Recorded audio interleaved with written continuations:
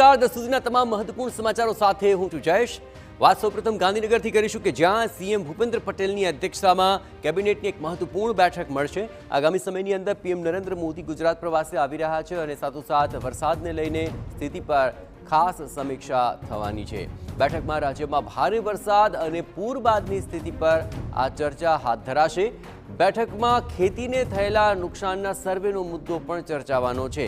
કેન્દ્રની ટીમ રાજ્યની મુલાકાત લે તે સમયે મેમોરેન્ડમ આપવા સંદર્ભે પણ ચર્ચા થઈ શકે।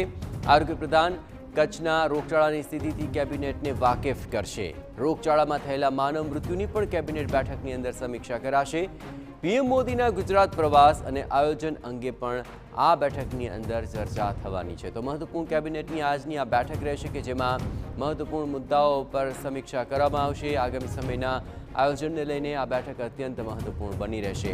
ખાસ કરીને વરસાદ બાદની પરિસ્થિતિ અને નુકસાનીના બાબતોને લઈને ચર્ચા વિચારણા થશે।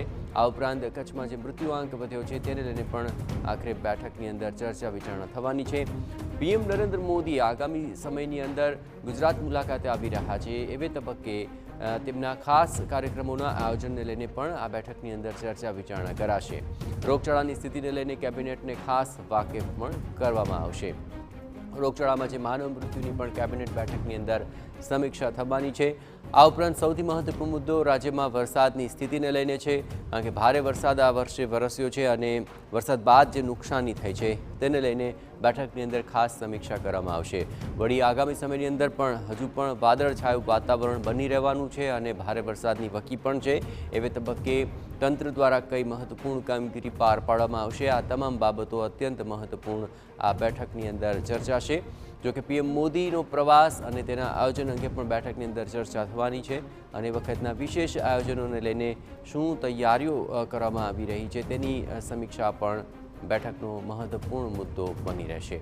જોકે વરસાદ બાદની પરિસ્થિતિ, પૂરગ્રસ્ત વિસ્તારોની અંદર રાહત બચાવ કાર્ય, આગામી સમયમાં ભારે વરસાદની આગાહી અને તેને લઈને તંત્રની કામગીરી, આ તમામ બાબતો બેઠકની અંદર મહત્વપૂર્ણ મુદ્દો બની રહેશે।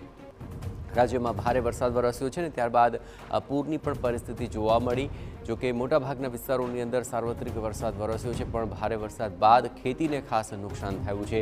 એવે તબક્કે સર્વેની કામગીરી પણ ક્યાં સુધી પહોંચી છે અને વળતરને લઈને આગામી સમયની અંદર શું જાહેરાત થઈ શકે તેને લઈને પણ આ બેઠકની અંદર ચર્ચા વિચારણા ખાસ થઈ શકે છે।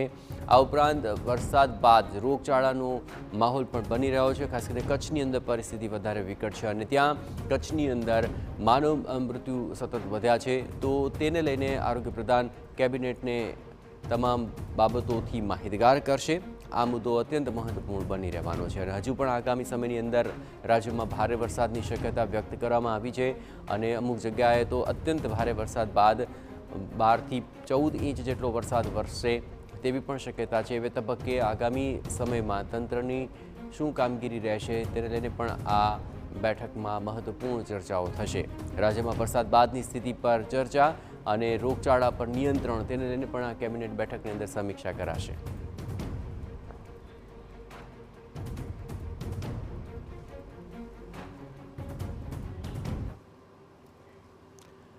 તો કેબિનેટની આ મહત્વપૂર્ણ બેઠકને લઈને વધુ વિગતે વાત કરવા માટે જોડાઈ રહ્યા છે ગાંધીનગરથી સંવાદદાતા કિંજલ। આજની આ બેઠક અત્યંત મહત્વપૂર્ણ છે, ખાસ કરીને વરસાદ બાદની પરિસ્થિતિ હોય, રોગચાળો હોય કે પછી પીએમની મુલાકાત, આ સિવાય કયા આવા મહત્વપૂર્ણ મુદ્દા રહેશે જે બેઠકનો મહત્વપૂર્ણ હિસ્સો રહેશે? કિંજલ,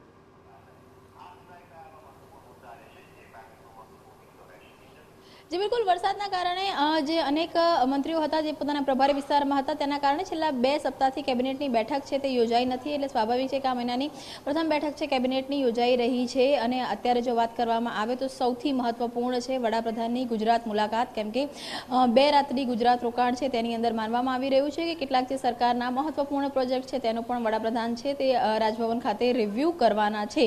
તેની સાથે વાત કરવામાં આવે તો જે ગાંધીનગરમાં જે મેટ્રો ફેઝ છે તેના ઉદ્ઘાટન ઉદ્ઘાટનની વાત કરવામાં આવે તો પણ અને તેની સાથે જ જે રિન્યુએબલ એનર્જી એક્સપો છે તેને પણ વડાપ્રધાન દ્વારા ખુલ્લો મૂકવામાં આવવાનો છે મહાત્મા મંદિર ખાતે, જેમાં જે કાર્યક્રમની અંદર અનેક રાજ્યના જે મુખ્યમંત્રી છે તે આવવાના છે. અત્યાર સુધીમાં ચંદ્રબાબુ નાયડુ, દેવેન્દ્ર ફડણવીસ, તેની સાથે જ મધ્યપ્રદેશ અને છત્તીસગઢના જે મુખ્યપ્રધાન છે તે 15 તારીખે આવવાના છે. તો સ્વાભાવિક છે કે તેને લઈને પણ બેઠકની અંદર ચર્ચા છે.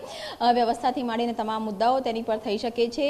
તેની સાથે વાત કરવામાં આવે તો વડોદરામાં જે પ્રકારે જે પૂરની સ્થિતિ સર્જાઈ અને ત્યારબાદ જે લોકોની નારાજગી રહી અને લોકોની નારાજગીની વચ્ચે પણ જે દબાણોવાળો મુદ્દો હતો તે સામે આવ્યો, ત્યારે જે કાસ ઉપરા દબાણ દૂર કરવાની જે કામગીરી છે તેની અંદર માનવામાં આવી રહ્યું છે કે અનેક વગદાર લોકોની પણ જે દબાણ છે તે કરવામાં આવ્યા છે. તો તેને લઈને કેટલી જે તજવીજ છે તે ઝડપથી કરવામાં આવે તેને લઈને પણ બેઠકની અંદર ચર્ચા છે તે કરવામાં આવી રહી છે. તેની સાથે વાત કરવામાં આવે તો સુરતની અંદર જે પ્રકારે ગણેશ પંડાલમાં ઘટના બની અને ત્યારબાદનો જે સમગ્ર ઘટનાક્રમ રહ્યો તેને લઈને કેબિનેટની અંદર જે રિવ્યૂ છે તે થઈ શકે છે. કચ્છની અંદર જે ભેદી રોગચાળો રહ્યો, અત્યાર સુધીમાં 17 લોકોના મૃત્યુ થયા. હાલાકી આરોગ્ય વિભાગનો દાવો છે કે આરોગ્ય વિભાગ દ્વારા જે તમામ જે તકેદારીના પગલાં છે, સાવચેતીના પગલાં છે તે લેવામાં આવ્યા હતા. તો 17 લોકોના જ્યારે મૃત્યુ થયા છે ત્યારે ખુદ આરોગ્ય પ્રધાન ઋષિકેશ પટેલ અને પ્રભારી મંત્રી પ્રફુલ્લ પાનસેરિયા ગઈકાલે કચ્છની મુલાકાતે હતા.